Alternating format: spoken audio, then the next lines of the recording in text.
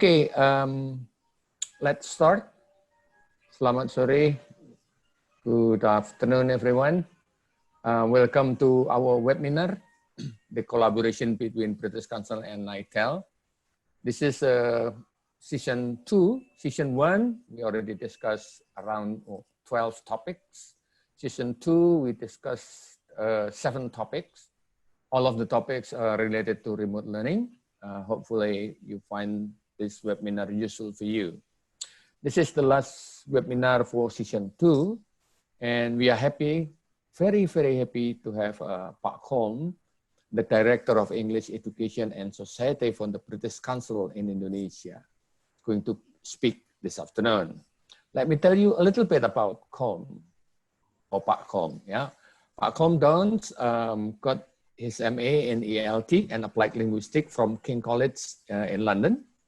And Pak Holm has involved in education, especially language education, professional skills training for over 20 years across Europe, Middle East, and also East Asia. Right now, Pak Holm is the Director of English Education and Society for British Council in Indonesia.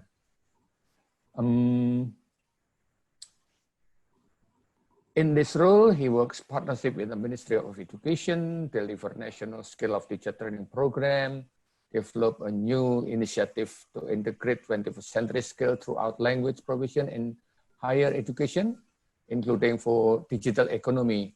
That he did this in while he was posted in Palestine and Iraq.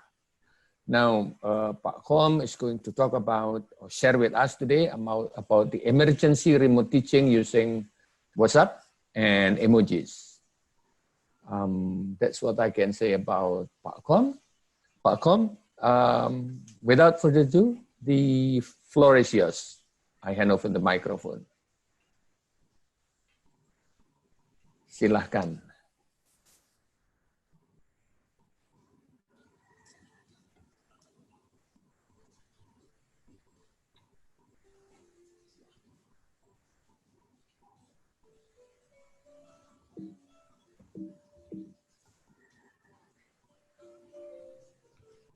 Thank you very much, Pak Jati, and I hope you can hear me clearly, everybody, and I hope you can see me too. So I just wanted to confirm that before I start my presentation. Where are you from? I can see the chat box. I can see there are people from all over Indonesia. I can see there's people from Jogja, Herduin, and Dwi from Lombok, Depok, not very far from here in Jakarta. And this is Rakmawati from Surabaya. So I'm Colum. I'm from England, I'm from London, but I'm very happy to live and work in Indonesia as the Director for English Education and Society at the British Council. And I'm really pleased to be here with you and to deliver this final webinar as part of the amazing iTELL webinar series, the second series that we're doing now. So I'm going to mainly focus on my slides, but please do put some comments in the chat. You can also ask questions in the Q&A box. And at the end of this webinar, Pat Jati will help me to select some questions. So I hope we'll have plenty of time for questions. And also, I would say that make sure in the chat that you address your comments to all panelists and attendees, so that we can all see your comments as we go. All right, well, let me share my screen then.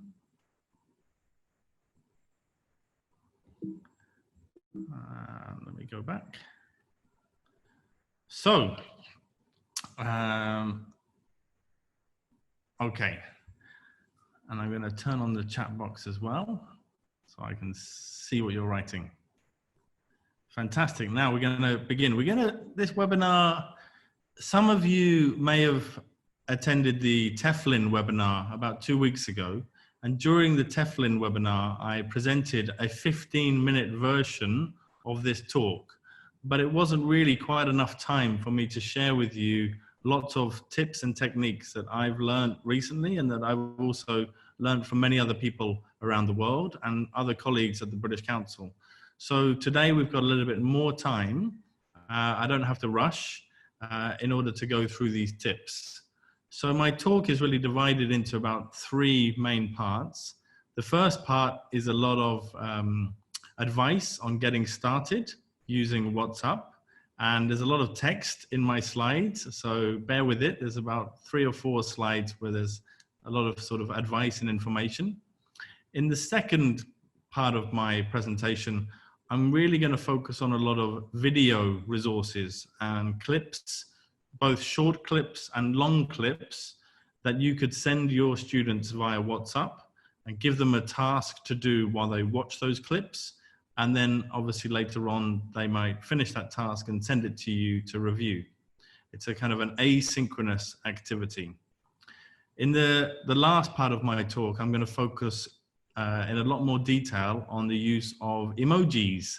And I know Indonesians are very keen on using emojis, and we often put our emojis into our WhatsApp messages. So it feels like a good combination to talk about how we can use emojis when we're using WhatsApp to teach English. I think it's quite an exciting idea, and I'm sure your students, young students, will be very keen and excited to use emojis. So let me get started, shall we? Apa kabar, everybody? I hope you're well. Right, here we are. This first slide, this is, and you can see the link at the bottom. The first slide I have here really is highlighting lots of tips and advice that has been developed by the British Council globally during this COVID-19 situation. And some of the ideas that I'm going to talk about today have come from, if you can see my cursor, this using mobile messenger apps to teach English remotely by Amy Lightfoot. So that was a document that I read and it inspired this talk, really. But there are many other tips. There are about 40 different documents that you can find on the British Council's website, on our Teaching English website.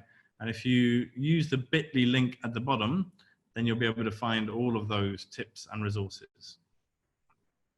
So let's talk about WhatsApp and mobile messaging apps. So I've got 4 slides on what I call getting started. First thing, obviously the first thing I want to talk about is around security, permission, privacy. Not all of your students will have a mobile phone. So many of you may be sending messages to their parents' mobile phone. And if you have young learners, especially if you have young learners, you need to get permission from the parents to use WhatsApp as a tool for communicating with your students.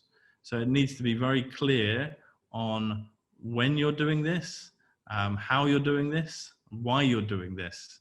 So the first thing I would say is that it's important to have some clear guidelines and clear communication with your learners' parents for using mobile messaging apps or using WhatsApp as a tool for communicating with students.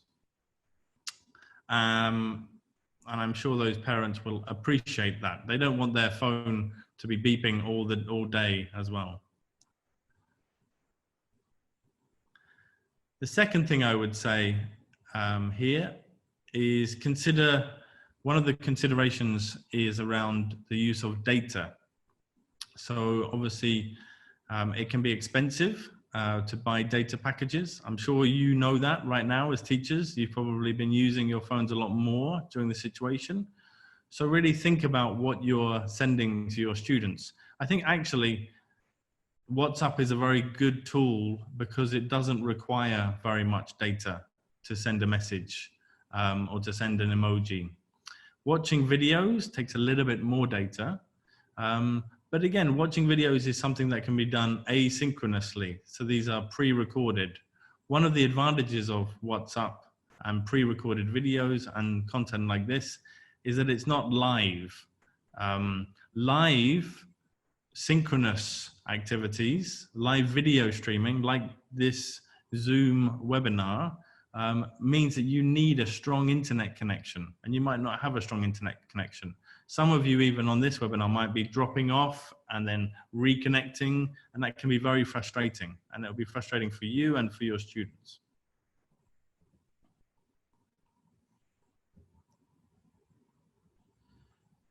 I think it's very important at the beginning, when you start teaching your learners using WhatsApp, is to establish some rules, some ground rules. So for example, here are some rules that you could get started with. Maybe insisting that the WhatsApp channel is only used for teaching, and it's not used for personal messages or chat outside of your classes. So no irrelevant information. Maybe try to reduce the sort of good morning or good night messages, because if you have lots of students, your phone is going to be overwhelmed. Maybe try to insist that your students don't share information or activities from one class with another class. So keeping everything in one strict area. Now, when you get started with WhatsApp, I'm going to recommend that you create for on your phone different groups. The first group I talk about is one that I call a Sandpit group. Now, a Sandpit is a British term that we used as a place for playing and experimenting. So I'm going to show you my Sandpit later, but basically what it is a group of one person. So it's only you. There's nobody else actually in this group. But what this means you can do is that you can practice typing and sending messages, and nobody else is going to see those. So if you make any mistakes, it doesn't matter. And when you're ready, you can forward that message to the other groups. And so the way to do this is to create a group. You need to add another person, maybe choose a family member or a friend, and then you can delete them from that group. So it's better to use a family member or a friend so they're not offended when you do delete them. And then you'll have a WhatsApp group of just one person. That's your playground, if you like. Oh. Secondly, your second group that you can create is what I would call a broadcast group. So this is a group for the whole class, and you can add your students into that group, but it is, when you do the settings, I would say that only the administrator, you, the teacher, can send messages. So this is a group or a channel for you to send instructions or tasks to students, but students would not be able to reply on this group.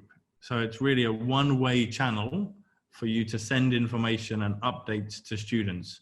Because if lots and lots of messages come through from your students, the problem is that they might not see your important instructions at the beginning. So this group is just simply designed to be a broadcast group. Now, obviously, you do want to hear from your students and you do want to have some chat. So the third group that you might want to create is a WhatsApp group for the whole class. So this is your classroom. And this means only you and your students can send messages. So this is the forum, if you like, where you can get replies, where you can chat.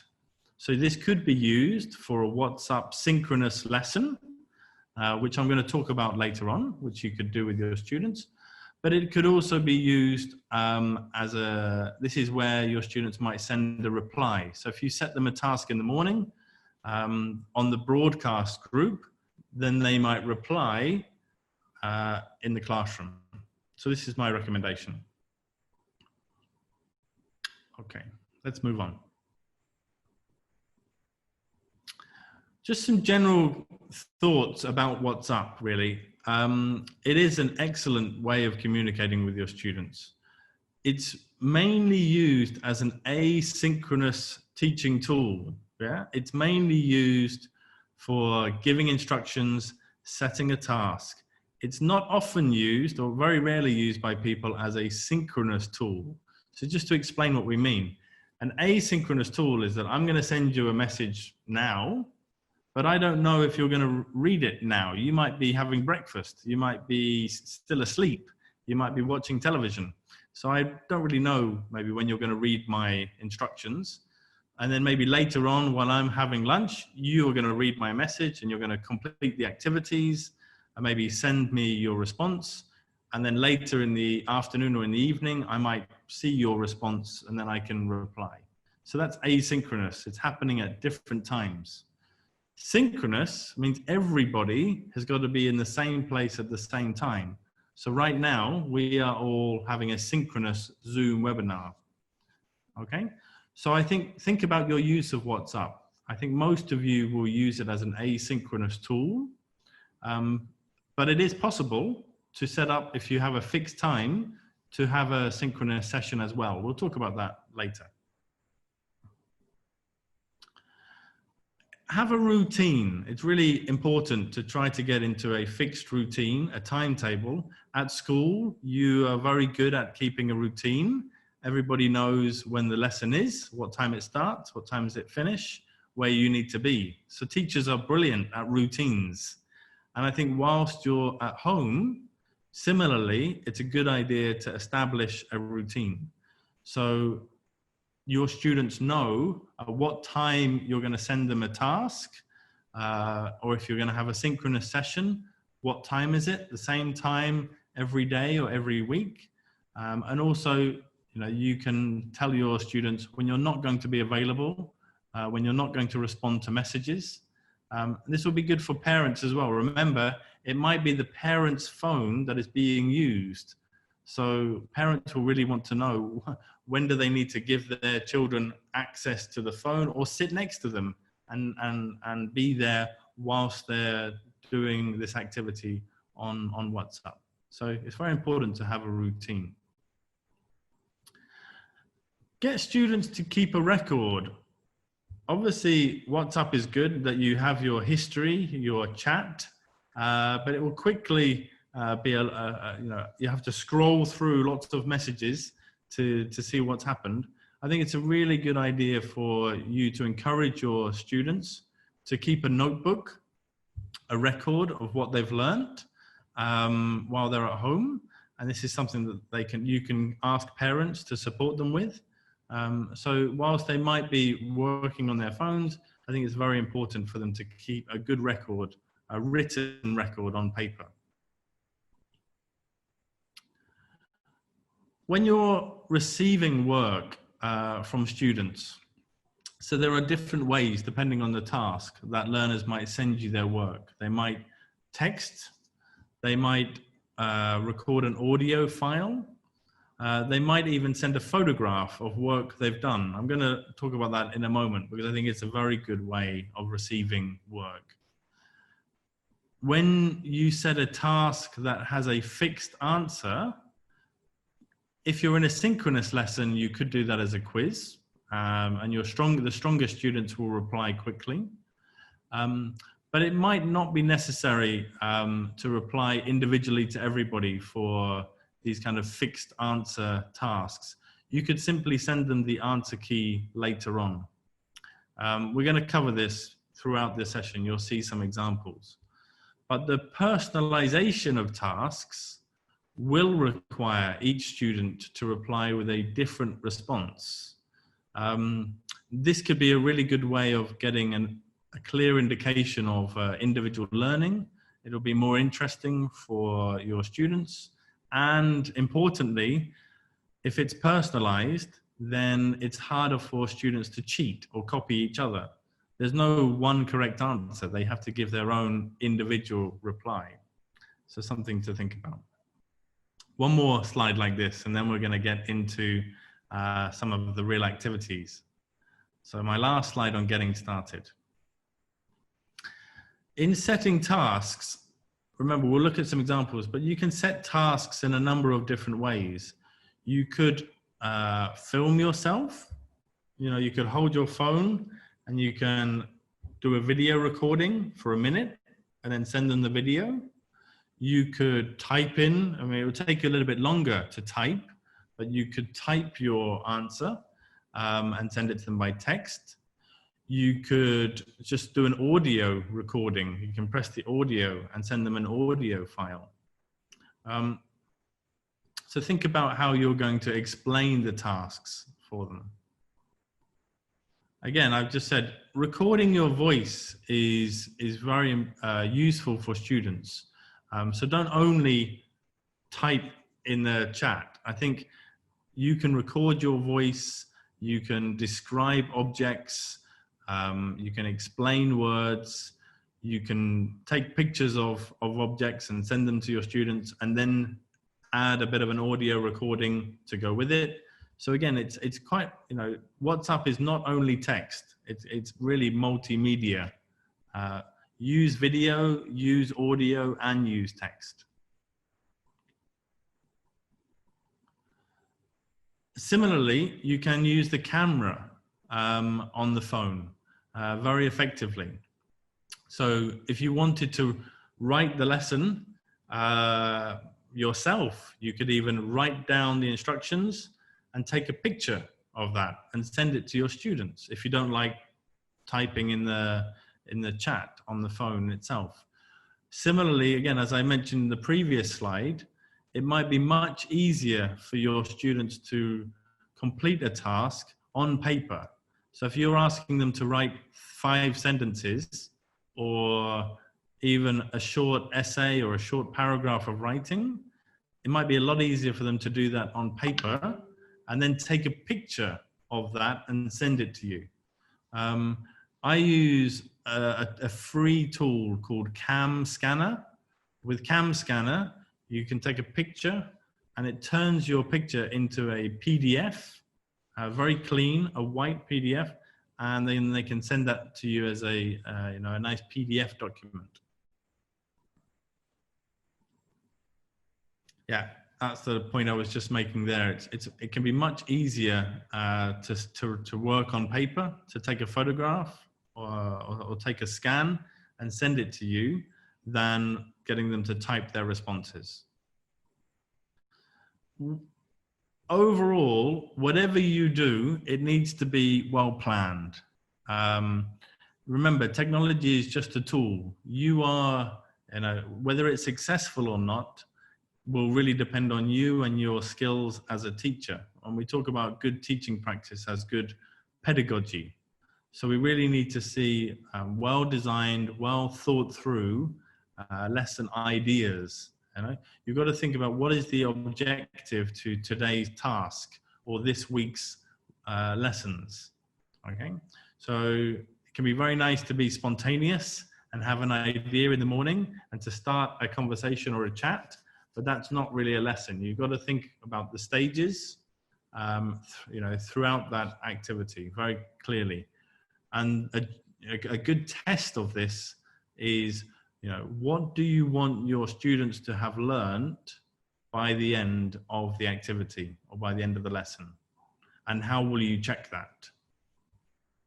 All right. So lots of advice at the beginning. Now we're going to move on to some exciting examples of things. So the first thing you can do is, that's very easy to do, it doesn't take much time to prepare, is you could send your students PDF worksheets, exercises to complete. So here is a book that I found on the website Cambridge University Press called Exam Booster. During COVID-19, they've made this book free, so you can download it, and then you get the PDF. And then what you can do is you can decide, you know, which exercise you want to send your students, and you can send them the PDFs by WhatsApp, and later on you could send them the answer key. Now, if I come out of this, I think I still want to share my screen.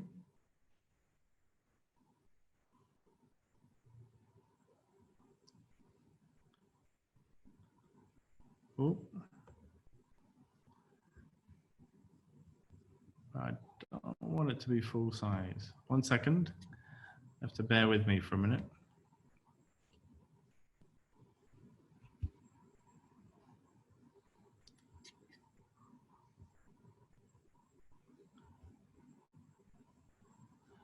Okay. I hope you can still see my screen. I'm just going to go back to this page. Actually, if I click on this, there we go. It'll take you to the Cambridge website. So this is where I found the book. And I clicked here to download it. And you can also download the audio files as well. So if we just did that, for example, if I click here, so you can see what happens. Here comes the book. No, sorry. Here it is. This arrow here, download. Okay, well that's going to take a second or two.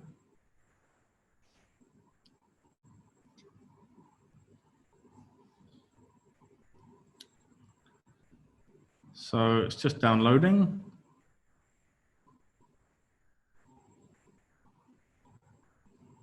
All right, now it's downloaded, so I can open the book. What I might do, you see, with this, I need to. Right, so if I open that book,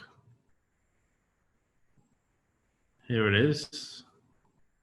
I could have a look at the topics. So for example, there's let's look at this part 2. It says the natural world, vocabulary for expressing agreement and disagreement. I might think that that's a good, matches the curriculum that I wanted to teach my students. So let's go to page 18. Okay, here we are, the natural world. Deserts, fields, forests. So I quite like that. Now, I don't want to send them the whole book. So what I'll do is I might just drag that over to my desktop. Now I've got one of them. I want to see the thumbnail version. And I want the second page as well. So here's the second page, and I'm going to drag that over here too. So now I've got 2 pages. That's enough for my students for today from that book. So let's leave the book over here for a minute. Now, if I go to my WhatsApp, here you should be able to see, it says Sandpit. So here's my Sandpit. So again, if I wanted to send them this, I could just drag it over to here, and there it is, and I will send it. Now I've just sent that to myself because this is in my Sandpit. But here I've just sent those 2 pages, those 2 PDF exercises. And again, if I wanted to, I could now forward it, if I wanted to my students, if I had classes set up. So this is sitting in my Sandpit. Now I haven't got the answers yet. I've just sent them the task. So what I need to do is go back. I've got the whole book. I've got the answer key. So if I go back and let's just have a look. So I will have to go to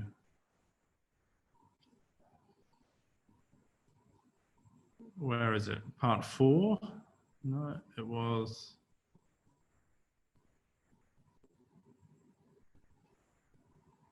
Here we are. There's the answers for that task. So I could take a screenshot of that like this. I'm going to close that for now. Now I've got this screenshot. I'll just put that here. And I could later on send them Hope this works.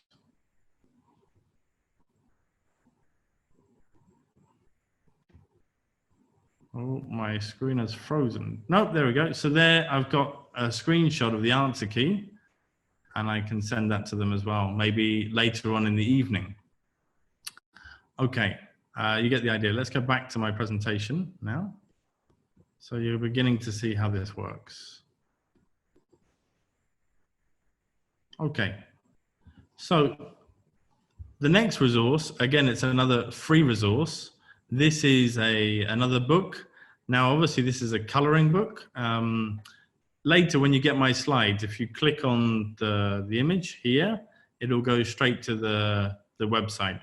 This is something that would need to be printed out by parents or by teachers for their young learners to be able to complete. But I thought I'd send it to you. Another thing you could do, so you could adapt some short texts for your students from authentic material. So this was a booklet that was not designed specifically for English language teachers, but it was designed to teach young people about coronavirus. And I found this, and I thought this text was very interesting. It's not very long, so it's a good sort of size text to work on with your students.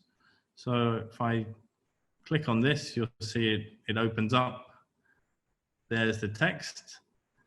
And again, what I decided to do with this was I simply took a screenshot like that. And also there was a crossword, which I thought was really good as well. So I took a screenshot of the crossword. So I've got those. If I go back now, I've got them on my desktop. So I can go to my Sandpit again. And I've got the crossword. I can send my students that text. I could tell them to read this text or do lots of different tasks with this text. There we go. And if I wanted to send them that crossword, I could send them the crossword as well. So these are the kind of things that I've done. Just going back to my slides. Now, if you remember, see this text here, another thing that you could do is you could play around with this text, copy and paste it into Word and create some activities. So if you have a look, this is a WhatsApp lesson plan, a message. So what I've done here, we'll try to enlarge this so you can see it. This text here is the same text. Sorry. But I've created some instructions for my students. So let me just copy all of this into WhatsApp. And you'll see what I mean in a minute.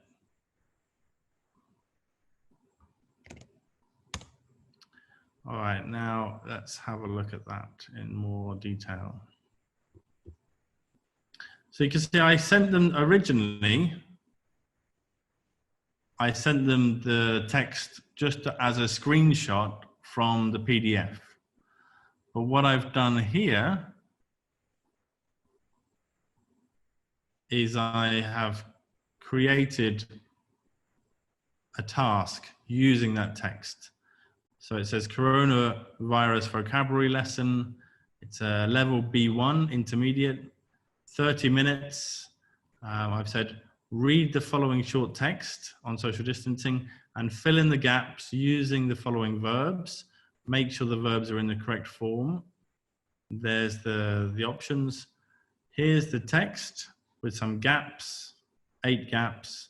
And then I've got 2 personalized tasks at the end. Personalization. Write 5 sentences about your life at the moment using the verbs above. And record an audio message telling the group what you like and what you don't like about staying at home. And here is mine as an example, so I might send them an example. And I've given them a deadline for completing this exercise. And then if I go back, when we get to 4 o'clock, I'll just copy this. I can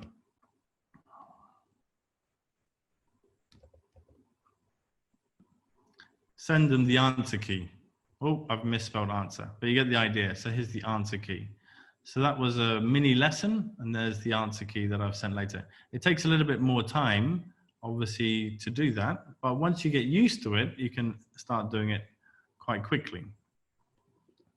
There are some other good things. I'm going to show you another tool now. So here is that text again. It's exactly the same text. You may have heard about the importance of social distancing. Now there's a new tool that I discovered recently. It's simply called paragraphy. And if I click that, I'll show you the tool. So if I copy, I'm just going to copy this. What this tool does, paragraphy, is it mixes up the sentence order and creates an exercise for you automatically. So you know the kind of tasks where the sentences in a paragraph are rearranged and you have to put them into the correct order. So it says simply type in a sentence or copy and paste, and paragraphy will pull out each sentence and randomly reorder them for you. So let's do that. Here's the paragraph. I'm going to submit it. And there you go. You've got that same paragraph, but now it's in the wrong order. A, B, C, D, E, F, G. And so a task could be for your students to then put that paragraph into the correct order. And the way you could do that, again, I might simply just take, take a screenshot, and then I could go back to my here, drag in my task, and there, I've sent them an exercise. I've sent them something challenging to do today. Sorry, I know I'm jumping around quite a bit. Okay, so that's what it looked like as an finished, randomly generated exercise. All right, we've got to move on. So those are just a couple initial ideas, really, using PDFs or adapting authentic material, using short texts, copying and pasting exercises and sending them via WhatsApp. The thing I want to move on to now is really about video content. And I want to give you video content both for young learners and for sort of older students, intermediate level students and teenagers. Okay, so I'm going to start off with young learners. I think using video clips are a great way of what we call, it's called flipping your classroom. Students can watch videos, and they do watch videos, and they go on YouTube and TikTok all the time. So why not encourage them to watch some clips that will be useful for improving their English? And I think WhatsApp is a great way of sharing this content with them. They go off and watch it in their own time, and you can set them a couple of tasks to complete, and after they've watched the clip, then they can respond with the answers to those tasks, as it says here. Students watch the clips in their own time and then answer questions about, you can have a discussion in your WhatsApp group, maybe discussing the clips in a forum. But let's have a look at some content. The first one I want to highlight is called Learning Time with Timmy. So this is an animation series that was really designed for very young learners, even 2 to 6-year-olds, to learn English. And this series is freely available on Netflix, but it's also freely available on YouTube. So everything is on YouTube. So if you have an internet connection, you can access it.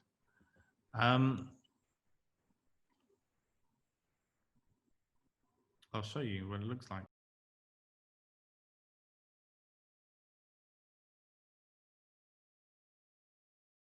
All right, you get the idea of learning time with Timmy there. And there are 26 episodes that you could watch with this learning time with Timmy. They're about 4.5 minutes long, so they're very short. Okay. Another new, this isn't specifically for learning English, but it's very, very good. This is very new, some free, there's a theatre, remote theatre, some stories aimed at young people that are currently online. So the Unicorn Theatre is the UK's leading theatre for young people, and they've specially created some remote theatre plays telling stories. These are folk tales from Africa. I know in Indonesia you have lots of folk stories and cultural tales of your own, which are part of Indonesian culture. So this is a series of 3 stories, African stories, but they're specifically designed for young people, and there are subtitles, and they're really, really nice. They've got sing-along songs you can learn, which are very simple, and there are the lyrics, which are repeated repetitively. So it's sending, I think, your young learners and parents these kind of resources. I think they would like them very, very much. Let's move on. I want to tell you about another one. So this is a longer video clip, if you like. So just to introduce this, Great Asian Railway Journeys. It's a 20-part BBC travel and history documentary series presented by this chap. You can see him in the slide. His name is Michael Portillo. And so during this series, he travels through 6 countries, beginning with the Chinese territory of Hong Kong, and then moving into Thailand, Vietnam, Indonesia, Malaysia, before finally reaching his destination of Singapore. And while there are 20 episodes, 4 of them are in Indonesia. 4 of them are in Java in this case. So he travels from Jakarta all the way through to Surabaya. And so those 4 episodes in Indonesia are each about 30 minutes long. So it's 2 hours in total. That's too much to send your students in one go. But you might, for maybe the intermediate students, your teenagers, you certainly could send them 1 episode, and you might ask them to watch the whole episode and answer some questions, or perhaps just a specific segment. Maybe you could tell them the minutes, like what's this 5 minutes of this episode. One of the nice things about this is that it's free, it's on YouTube, and it has English subtitles. I'll just maybe click and show you an example.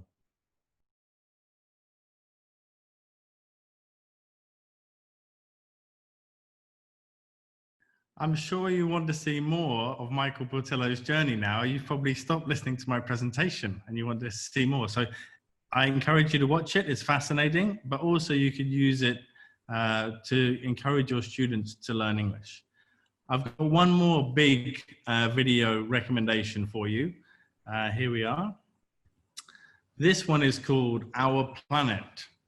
We're all worried about the planet and the environment and climate change and the impact that it's having on all of us, and especially on animals and birds and the natural environment. So this is a new series of television programs, award-winning television programs.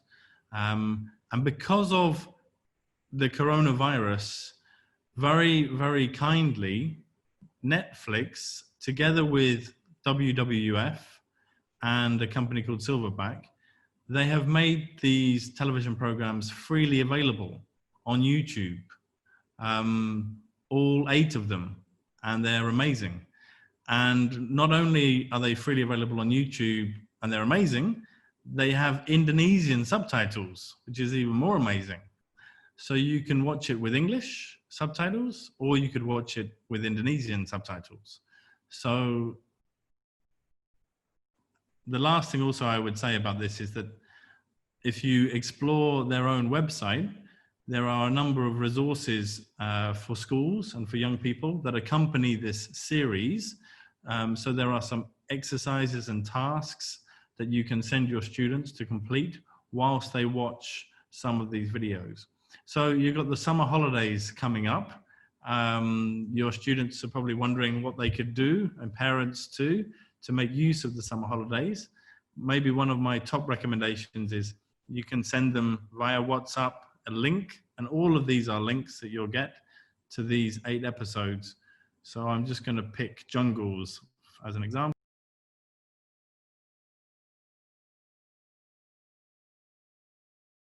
You get the idea, I think.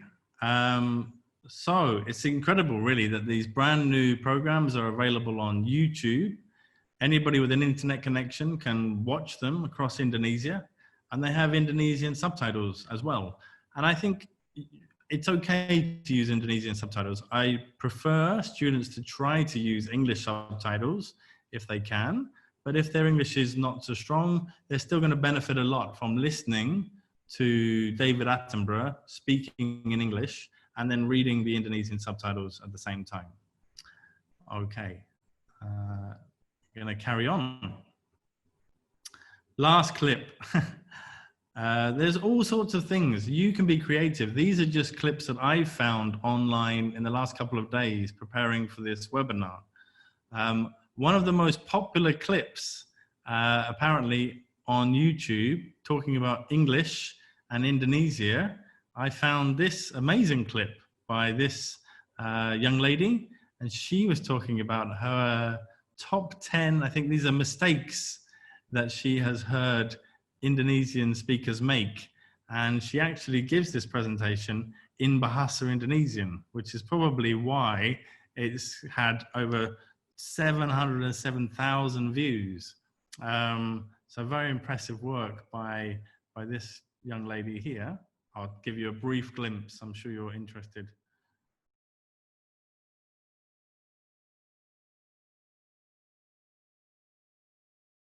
You can create your own video content. You could create your own tip videos just like this as well.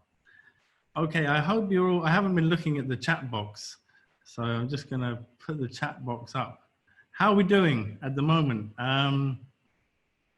Okay, yeah, you wanna keep watching. So are we doing okay for time? Are we all still interested, still here? Good. All right, I'm gonna keep going. We're gonna move on to emojis, okay? All right, okay. I'm gonna leave this one. I said I'm gonna move on to emojis. I'm aware of time a little bit. So this one is called Digital Learning Associates. Or maybe actually I've got, Pajati, how am I doing for time? Well, we still have like 35 until 5 o'clock. Ah, okay. So plenty of time. Plenty of time. Should I do this one too? Yeah, sure. Okay. Yeah. Thanks a lot. I haven't given a webinar for a long time, so it feels like I'm talking to myself. This is very strange. I don't see all of you, but you're all there. So I'm going to keep going then. There's one more video content that's really, really useful. So this is a company called Digital Learning Associates, and they have some resources called Ready to Run. So Ready to Run, it won an award last year by the British Council. It won our Elton Award for innovations in learner resources. It's video content, but it's not only video content. They've got lots of resources for teachers and for learners to accompany this video content.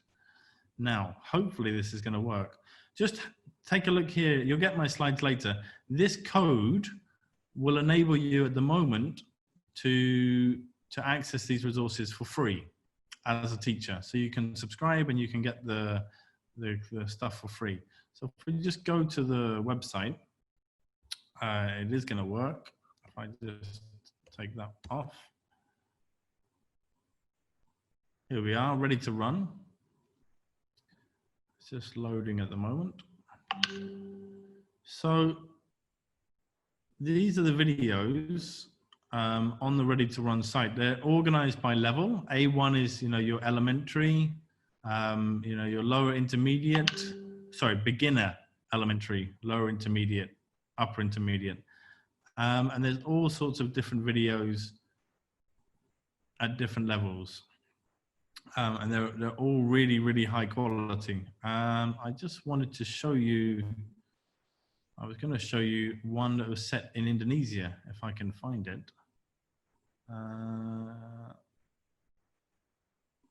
Okay, well, let's do a different one. No, let's have a look for the one in Indonesia.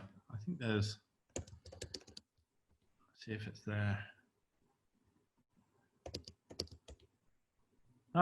So here's one. It was called Steve's Vlog, Exploring the Island of Java.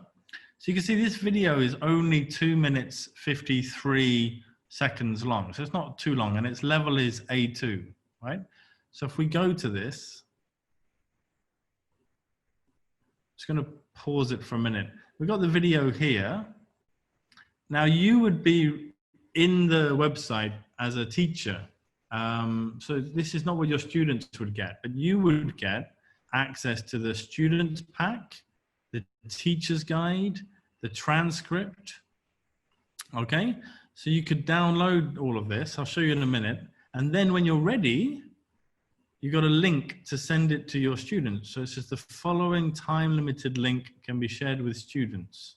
So all you would have to do is copy that link. Let's copy it. Again, we go to our Sandpit. There we are. We put it in WhatsApp. And there we go. We sent them the link. So that's what your students would get. Now, if your students click on this link,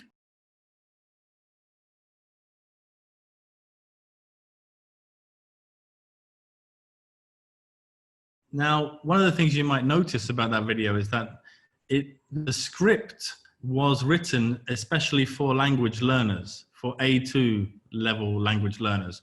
So this is not exactly authentic material. This is not, authentic material would be like Our Planet or Asian Great, Railway Adventures. Those were designed, for a normal native speaker or proficient learners, for entertainment. But this series of videos, these are scripts that have been written specifically for language learners at specific levels. So the language was very clear, very simple, very well structured.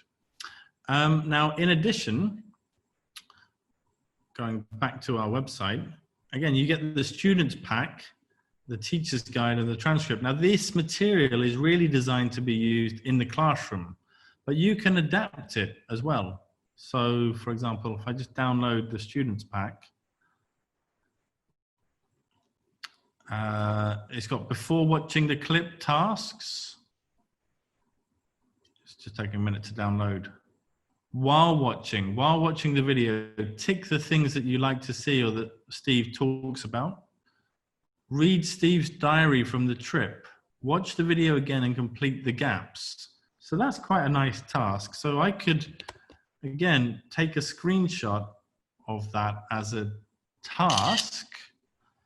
And then when I go back to here, sorry, I'll just, wait a minute, I want to take another screenshot. Let's take a screenshot of that. And I can simply put it in my WhatsApp again. And then I've sent them the video and an exercise to complete. And of course, you'll have your teacher's guide with the answers, which you can download. And you could also send them the transcript, So there are lots and lots of different videos at different levels.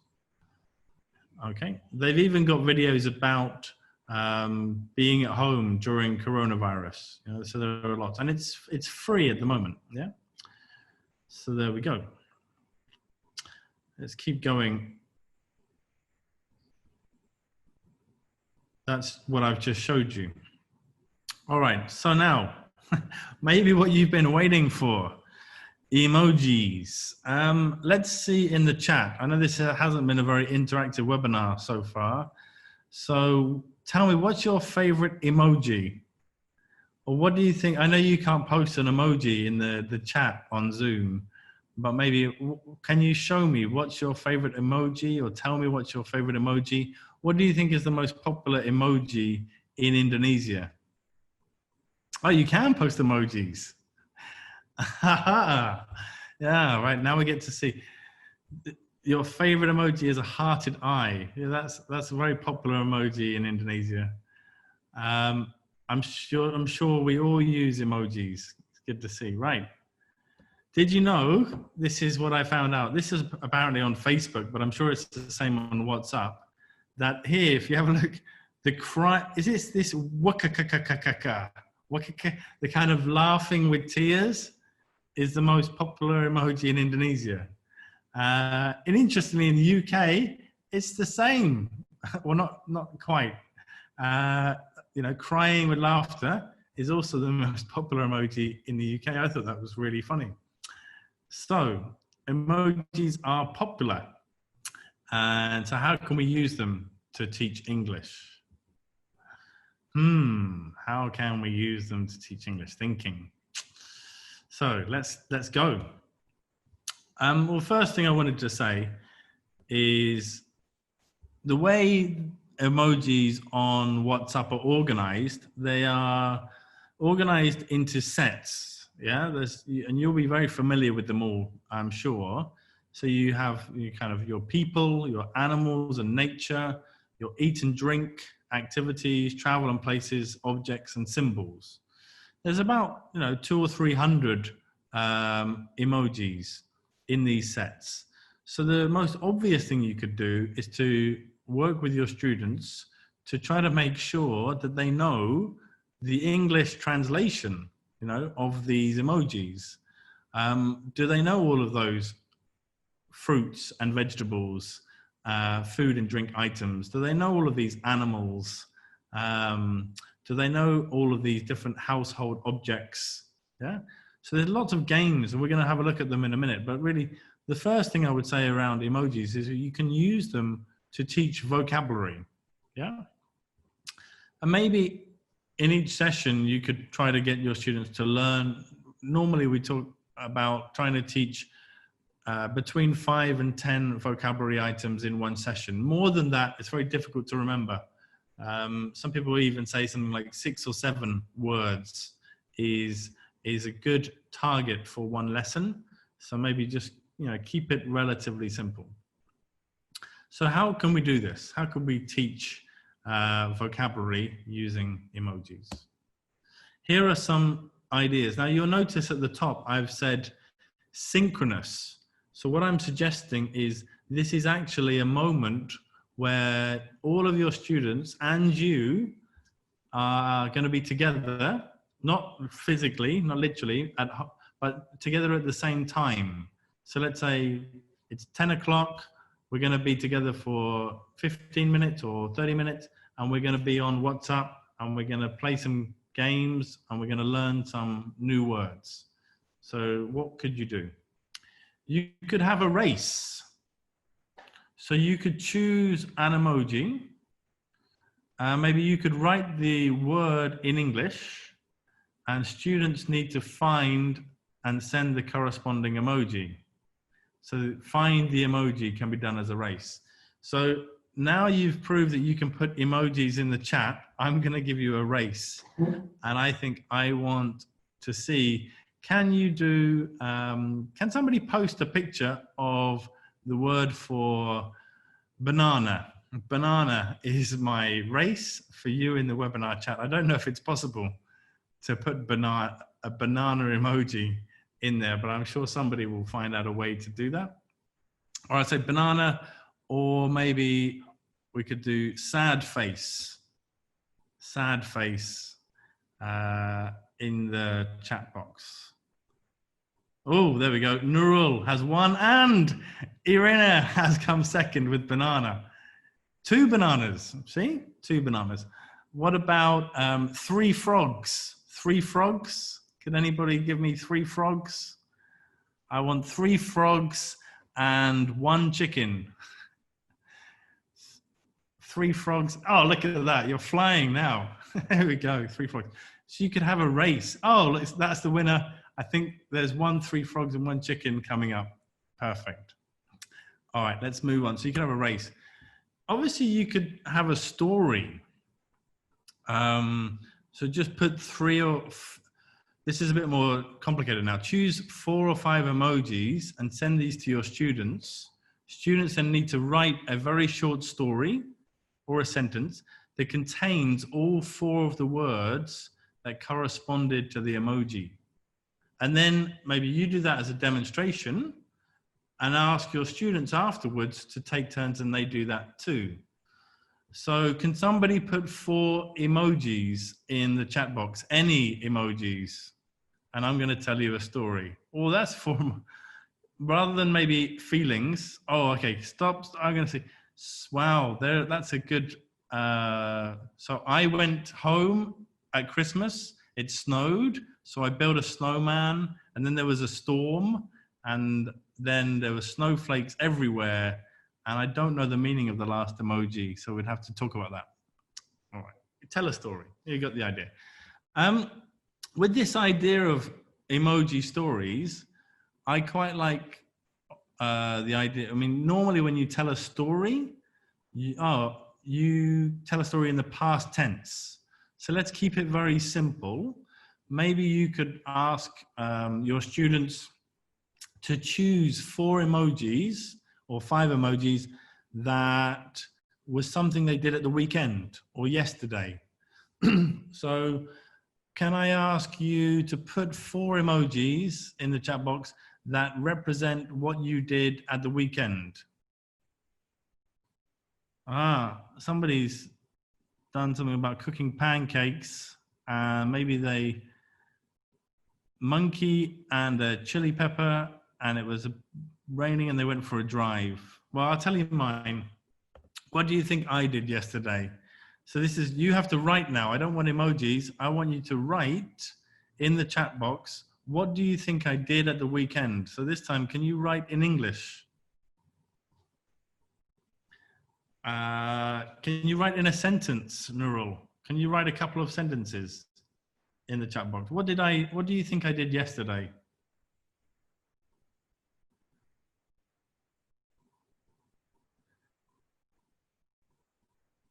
I didn't sleep all day. I slept at the end of the day. Anybody else want to write what I did? So you could do this as 5 sentences. Here we go. I started the day by doing some sport. Yeah, and a drumstick with a cup of coffee. This is better. That's Ahmed. I like your answer. I think I can give you a star, Ahmed.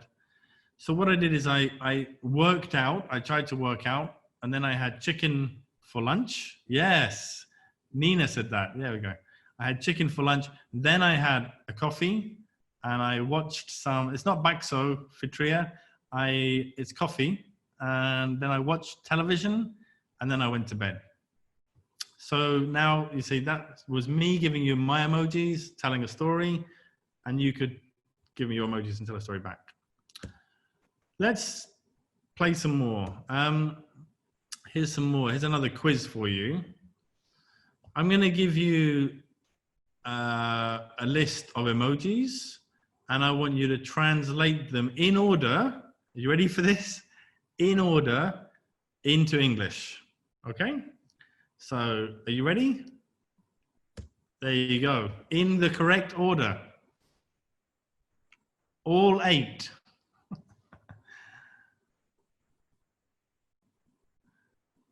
It's quite hard. A lot of furious typing is going on right now. Do you know what all of these are in English? Wow, that was quick. I think we have a winner. I just have to check. Yeah, I think there was a winner. Apple, banana, coconut, cucumber, corn on the cob, but I'll give it to you. Chili, watermelon, avocado, right. May, you're the winner. Very good. Okay. You get the idea. Unfortunately, there's no durian there's no durian emoji at the moment, but there might be soon. There might be soon. Again, your students could take turns. Yeah? You could list vocabulary items again and ask your students to send you the translation or to translate the words into emoji. So I could have written, for example, if I wrote in the chat box, here you go. Look, I've written to you now, apple, banana, coconut, cucumber, and you could reply with chili. Well, you could reply with the emojis instead, you know, so swap it round. Again, you could put, if it's too difficult for your students, you could give them both the emojis and the English and just ask them to match, you know, like 1A or 2G as a matching exercise. You don't have to type, you could just record your voice and say it. So I could record my voice and just say apple, banana, coconut, corn on the cob, chili, watermelon, avocado. They could listen to that and then they have to put in the emojis in your WhatsApp. Here's another test for you. Ready? Are you ready for the next quiz? It's very easy, this one, so I expect a quick answer. Are you ready? I'm looking in the chat. The next quiz for you. Well, May's ready. What do these emojis have in common?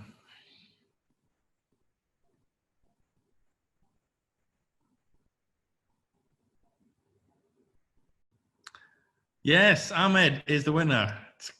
They all start with the letter B. Right, good, Ahmed. You know, you got basketball, boxing, bacon, bee, bats, boots, briefcase, and barrel. You know, all different sorts of games you could play. This could be quite low level. Think of 10 emojis that start with the similar letter. Different games you could play. Let's move on a little bit. Let's talk about a few more. Those were quizzes. So the issue with quizzes is that your strongest students like May and Ahmed are going to get the answers correct. And your weaker students, maybe you're not going to hear from them. So you might be a little bit worried about your weaker students. So you want to make sure that it's all inclusive, that you're going to get responses from everybody. So a way of doing this, again, is to go back and have a little bit of personalization. Get individual responses from all your students by making the task personalized. Yeah? Ask real questions. What sports do you like? So, you know, different people are going to have a different emoji, a different answer. Maybe what animals are you afraid of? How do you travel to school? What are your favorite objects? How are you feeling? These are real questions that people can, you know, you're going to get responses from everybody. Demonstrate. It's a good idea as a teacher to demonstrate yourself at the beginning. And you can ask your students to reply to your questions using emojis, using English, or a mix, both. So I'll give you an example. What are you afraid of? So if I ask my students, what are you afraid of? And I want to give them an example at the beginning. Here's my example. So can you, first of all, translate my emojis? What are the 3 emojis in my example? So my 3 emojis are, ghosts, spiders, and snakes. And I encourage your students to answer in sentences, not just one word, yeah? So for example, you can see my answer. I'm sometimes scared of ghosts. I'm terrified of spiders, but I'm not afraid of snakes. But you will all, that's true for me. It will be different for you, I'm sure. Yeah. Let's have another example.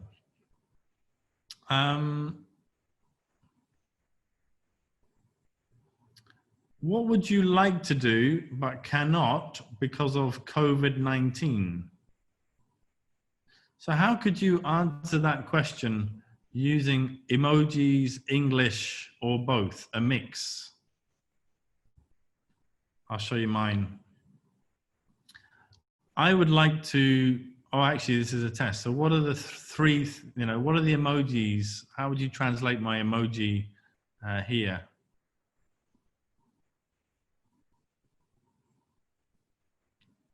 What would you like to do, but you cannot? Yeah, I would like to go swimming, and I would like to go to the cinema, and I miss going to parties, was my response. So again, I'm sure your students would find this type of thing fun, and they would all have different answers. So the point was around personalization. I think I'm almost on my last slide now, and this is really my biggest tip for today. It's called emoji and collocations. Now, as an English language teacher, something that I've always been very passionate about is about learning English through learning, noticing, recording, and using what we call collocations. And if you don't know what collocations are, then I really encourage you to find out more about collocations. I think they're incredibly important in teaching English or in any language. So a simple definition of a collocation is this. You can see the definition on the screen. A word or a phrase that is often used with another word or phrase in a way that sounds correct to people who have spoken the language all their lives, but might not be expected from the meaning. Another way of describing collocation is natural partnership. So words that go together. So what I'm saying is when you teach vocabulary, I think it's always a good idea to teach words that go together with that word, not just the individual word by itself. So teach the partnerships with that word. Let's have a look at what I mean. Or an example of this. Now, if you look at this sentence, to go to hospital to have a big operation, the kind of partnerships here are you go to hospital, so it's a verb plus noun. You can have an operation, it's another verb plus noun collocation. And big operation, it's like adjective noun, it's a big operation.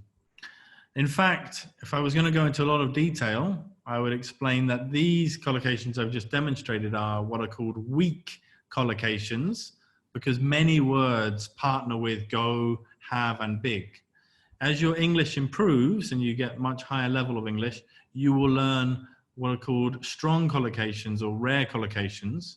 An example of this would be to be admitted to hospital to undergo a major operation. And that has exactly the same meaning as this sentence, but using more advanced vocabulary. But you would only learn that if you learn that you are admitted to hospital, you undergo an operation, and you can have a major operation instead of big. Now, how can we learn or teach collocations through emojis? I'm going to try to show you. Ask a student to pick an emoji for your lesson. Any emoji. One emoji, like, okay, it could be any word. We'll do this in a minute. And then ask students what collocations, natural partnerships they know with this emoji. Then you can teach some useful collocations with this emoji. And then ask students to write 3 or 5 sentences using the word and its collocations. Now I need to try to demonstrate this to you. So I'm going to go back to my Sandpit. Can you give me any word, somebody post an emoji, any emoji.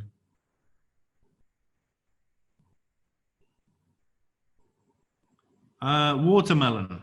Okay, right. So I'm on my phone now. There you go. You should be able to see this at the same time. So you've posted watermelon, okay? So what can you do with a watermelon? What are the collocations with watermelon?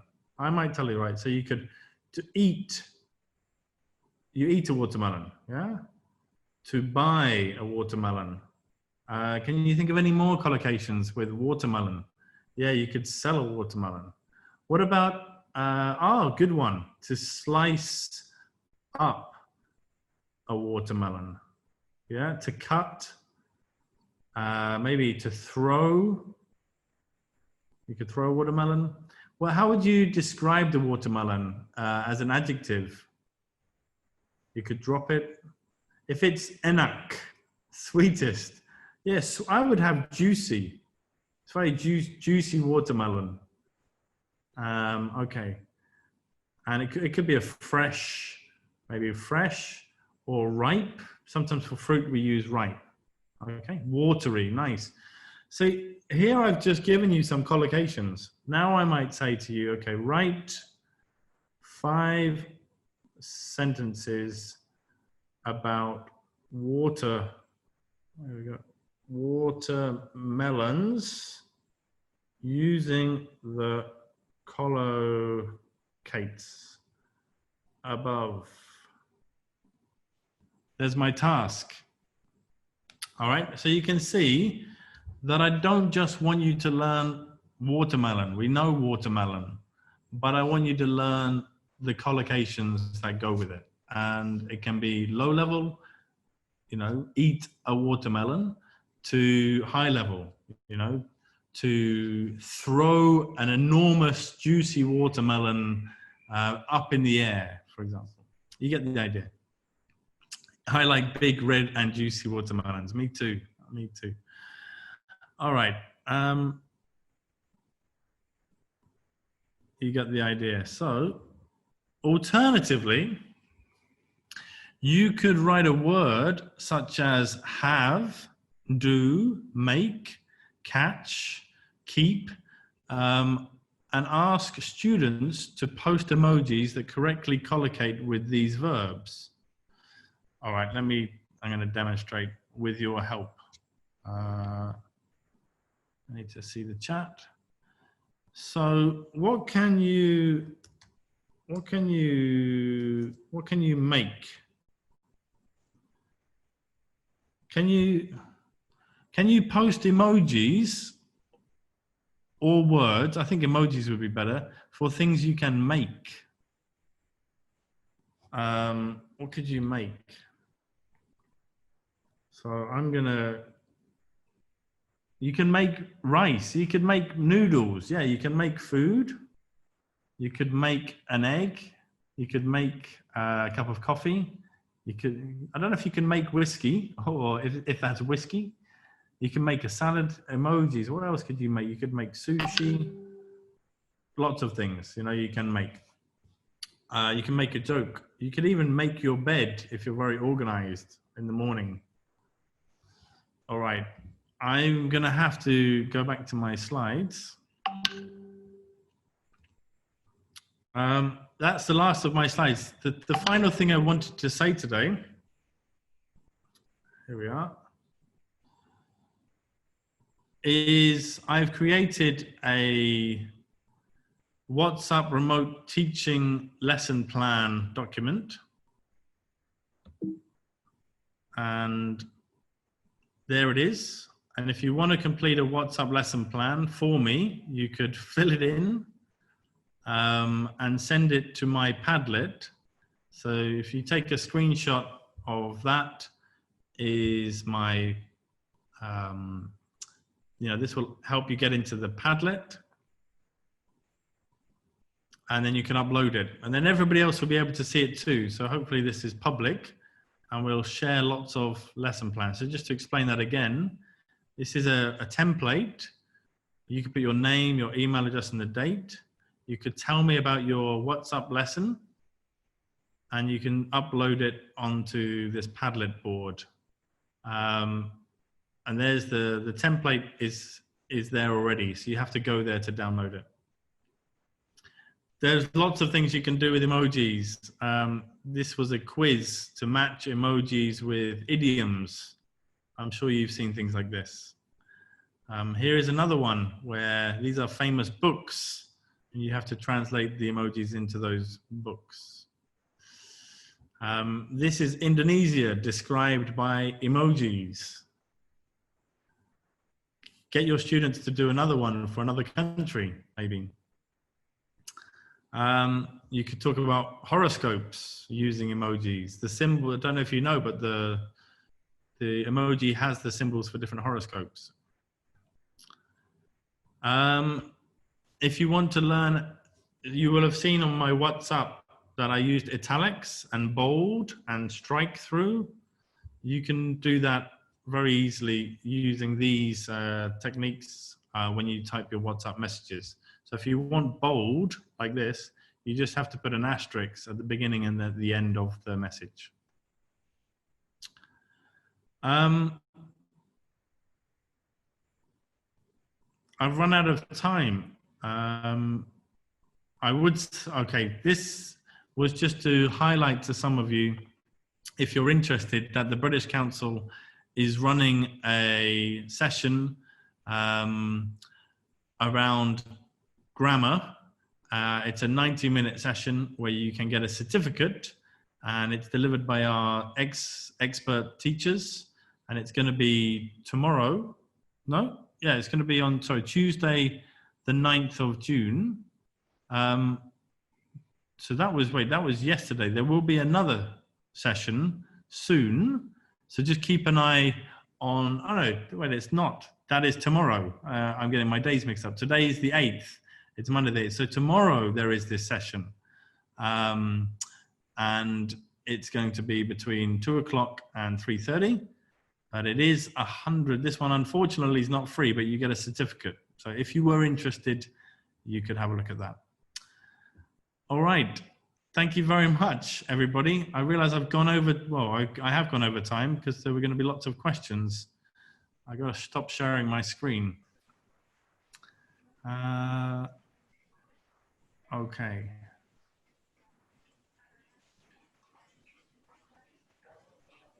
Pak Jati. Yes, Pak Kon. There are some questions. Yeah, thank you very much. Amazing and very useful, especially for young learners, the emoji stuff. Thanks a lot. And a lot of people in the chat room, they're really happy. I saw the one in Facebook, also they're very happy and asking where we can get your slide. Your slide will be uploaded in iTELL website.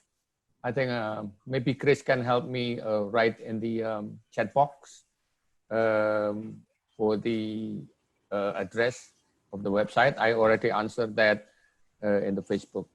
Maybe one question from Ibu Sandra here is interesting. Mm-hmm.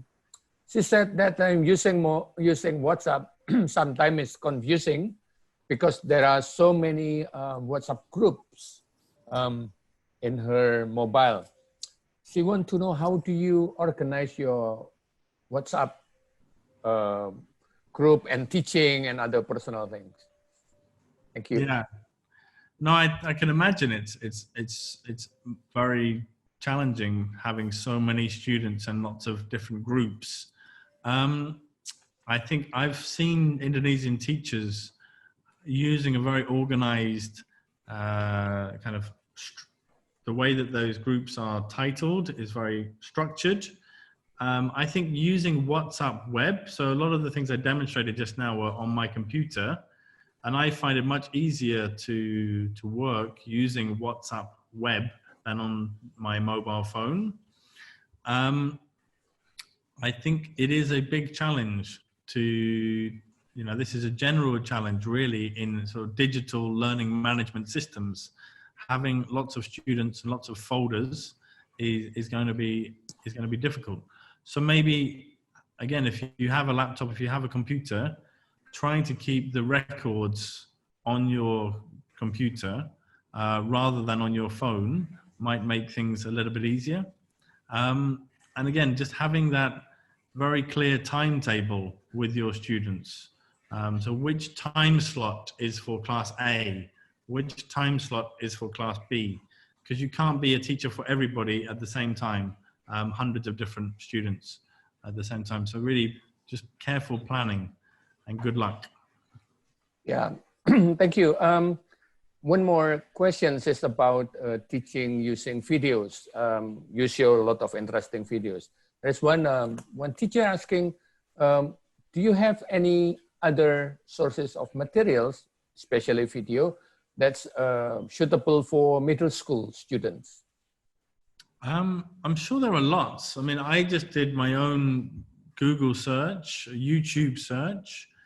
This is the kind of thing that we can crowdsource as well. So, you know, talk to other teachers, find out what they have used, what's worked well for them. It's probably the best way. Maybe talk to parents and students as well. Find out what they're watching, in a sense. And if there is some content that is appealing and is obviously in English or has English subtitles, then I would suggest, you know, using the content that is of interest to your students. I'm sure, you know, like there will be lots of people who will have found really interesting kind of short video clips independently. So yeah, if you give me more time, I'm sure I could come up with a long list. For now, I've shared quite a few in this webinar, but I would suggest, you know, do your own research, ask your other teachers and ask your students what they're watching. Yeah, thank you very much, Com. It's been a long time and the time is up right now. We have to end the webinar for season 2. Thank you very much. Great presentation and a lot of people asking about your resources, and we're going to upload that. Again, this is recorded, will be uploaded in YouTube somewhere, and we will announce the link later on in the social media and also in our website. Thank you so much, Pak Kom. Anything to say before we do the I closing? wanted to thank you for the opportunity to join this iTELL webinar series. Great job to you and all of the iTELL presenters over series 1 and 2. I think it's a really innovative thing that you've done to support teachers across Indonesia and for free. So people just had to give up their time and make these resources available. So, you know, I think big hand clap to Pat Jati and iTELL for making this whole thing happen. Well done, Pat. Thank you, thank you, thank you very much. I'm trying to put in the gang inside. It's not me actually. It's all of my friends here. The iTELL gang that's make everything wonderful. I cannot do it on my own. The idea is initially from Pak Toar, then we start thinking of doing something for the teachers during this pandemic. Okay, I put in, who else not yet here? Everyone here? Or Daniel? Sorry. Sudah semua ya? Okay. Thank you. Can you turn on your, show your faces then? Yeah, we have here Vinita Dewi. Yeah, hello. Yeah, one of the iTELL board. But Neni is right now studying in Manchester. Yeah, hello. And Nantiket. Then we have Shelia. Hello. Yeah, that's talking about Flipgrid together with Grace, Pak Heri. Ya, Pak Heri, ya, from Undiksa, from Bali, pasti semua sudah kenal. Ada Ibu Yvonne, ya, from Malang, ya. And we miss Pak Toar. Where is Pak Toar? Raise hand, Pak Toar, so that I can put you in. Pak Toar here? Okay, we have Pru Francis. From UKSW, Bro Francis, ya masih mute. Ya, supaya diingat saja wajahnya. Ya, thank you Ibu. Soalnya pada marah nih kalau saya panggil Ibu soalnya. Ya, Om Agus, from UNS, Pak Agus TP. Waktu itu bicara soal WhatsApp juga. Then we have Ibu Lutfi. Yeah, we have Lutfi from Unswagati Cirebon. Then we have Mas Daniel. Mas Daniel, it's from Mercu Buana, Jogja, a lecturer there. Then we have Grace Sabandar from ITB. Then we have Kakak Toar Sumakul from UKSW, Salatiga. We still have two actually. Eric is not here with us karena sibuk, and also we have Pak Putu Wage, that's from Undiksa as well, cannot join us, busy with other things, and Ibu Elni. So we have three other members that's not really in here. This is to introduce you, Pak Kom, the whole gang actually. Behind the scenes that we split the work so that we have a very long and series of season 1 and season 2. So terima kasih banyak kepada teman-teman semua sudah membantu semua bergandeng tangan, so that later on we are hoping that we can work together with the British Council again in a maybe webinar in a form of other form, so that to help the teachers in Indonesia. That's all I can say. Terima kasih banyak dan kita jumpa lagi nanti di acara yang berbeda. Pak Kom, do you want to say something? No, I'm just going to take a screenshot so everybody give me a wave. Ready? Yeah, and also we have Mbak Maria. Mbak Maria is hiding somewhere. Okay, thumbs up. Yeah, thumbs up. Ready? Thank you. Yeah, thank you, thank you, thank you. It's Thanks, going to everybody. be it's going to be for teaching next week, Kom. We'll see what happens, hey? We might have to have season 3. If the schools don't open, we may be back for more, yeah? Yeah, okay. Let's talk about that later. Yeah. Okay, teman-teman, terima kasih banyak. Thank you, thank you, thank you, thank you. And see you. Bye. Thank you, Pak Jati. Bye, Kom. Thank you. Have a good day. Thank you. Virtual hugs. Virtual hugs.